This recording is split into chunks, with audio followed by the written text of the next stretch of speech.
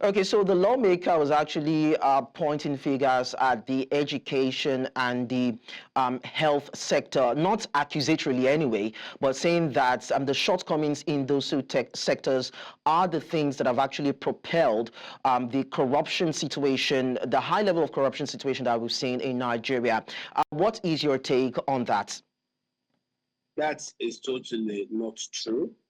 The high level of corruption in the country is a consequence of failed leadership. It has nothing to do with education. It is those in leadership that have undermined education and actually corrupted institutions, including institutions that are also responsible for running and managing education in Nigeria. The corruption is pervasive.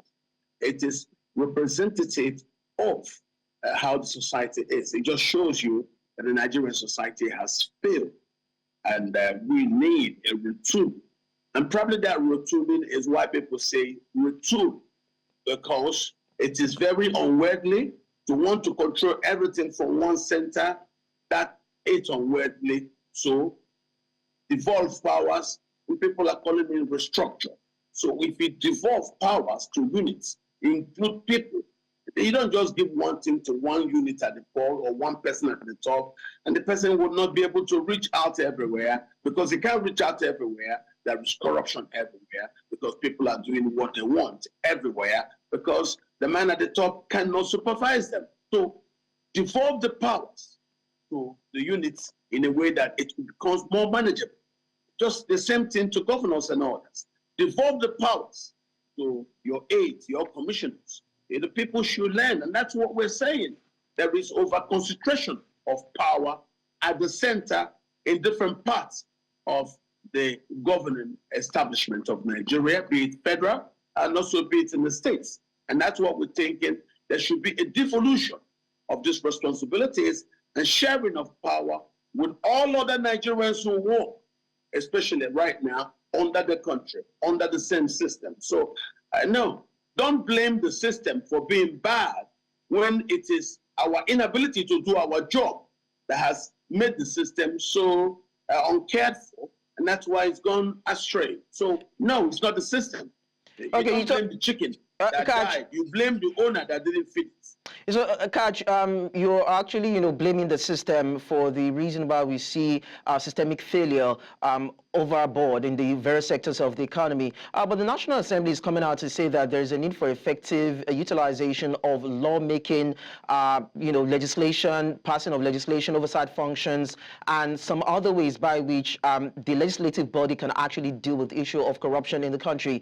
But then if the people are the reasons whereby we're seeing corruption skyrockets in terms of the incidences that we see in the country, how can we trust the lawmakers and the people themselves to deal with the issue of graft?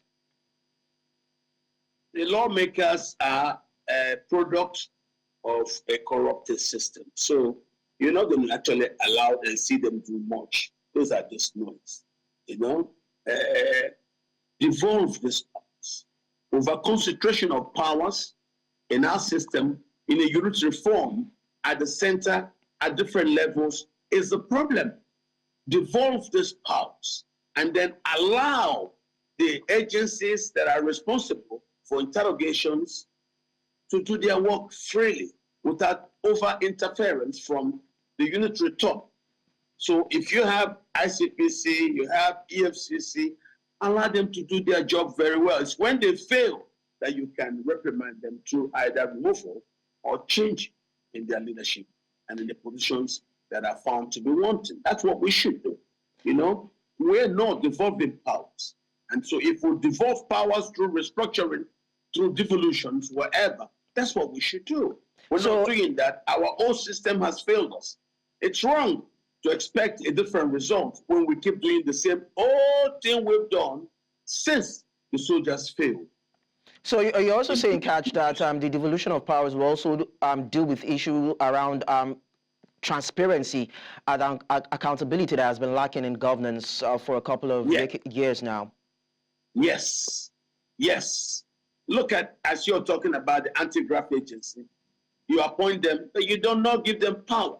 You keep the power with the executive, to go in there and damage things, it will not work well, because there will be plenty of people that will learn and then target the executive as an instrument for undermining the processes of the anti-corruption agency.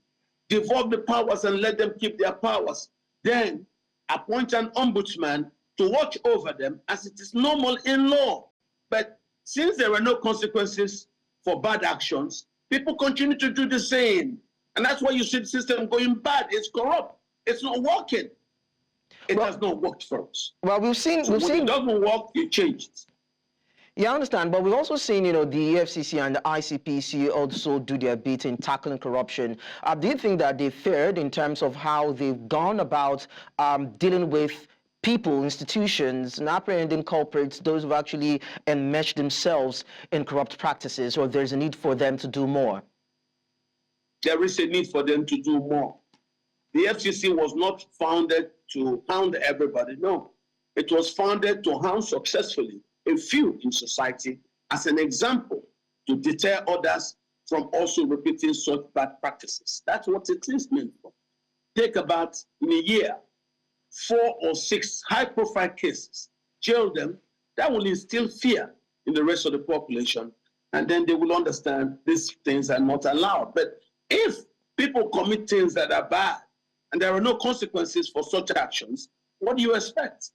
What do you expect?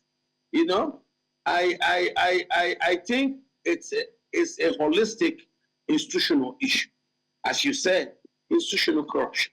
So it's not a game of passing responsibility from one person to the other. No, let us allow the powers to actually flow as it should be.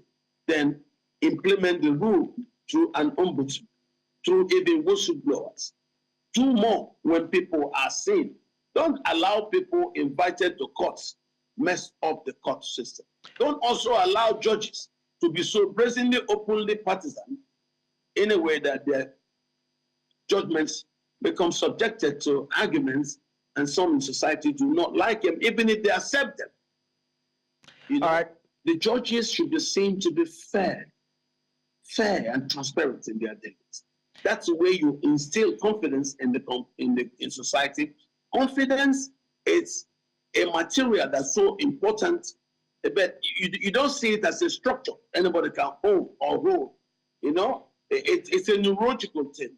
All right, it's a mind share thing. It's psychological. All right, Katch Ononuju, public affairs analyst, thank you so much for sharing your thoughts with us.